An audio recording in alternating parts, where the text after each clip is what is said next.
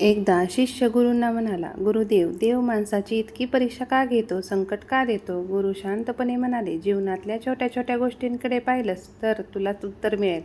गुरु पुढे म्हणाले, समजा एखादा शेतकरी बियाण जमिनीत टाकतो. ते बियाण आधी मातीखाली दडतं, अंधार सहन करतं, पावसाची आणि उन्हाची मार सहन करतं, पण त्या सहनशीलतेमुळेच ते अंकुरतं आणि पुढे मोठं झाड बनतं. जर ते बियाण त्या अंधाराला घाबरलं असतं तर कधीच उगवलं नसतं. तसेच देव माणसाला संकट देतो, ती त्याला खंबीर बनवण्यासाठी. थोडं थांबून गुरु म्हणाले, घरातली आई बघ, ती आपल्या लेकराला चालायला शिकवते. मुलं पडतं, रडतं, पण आई त्याला पुन्हा उभं करते. ती पडू देत नाही असं नाही, तर पडूनही उठायला शिकवत असते. कारण तिला माहीत असतं की पडल्याशिवाय चालायला येत नाही. देवही तसाच असतो. तो आपल्या भक्ताला संकटातून शिकवतो.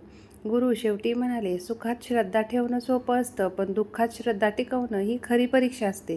जो माणूस संकटात संयमाने उभा राहतो, विश्वास सोडत नाही, त्यालाच देव पुढच्या पायरीवर नेतो. कारण देव परीक्षा घेतो ती तोडण्यासाठी नाही, तर श्रद्धेला अधिक भक्कम करण्यासाठी. शिष्याच्या चेहऱ्यावर आता समाधान होतं.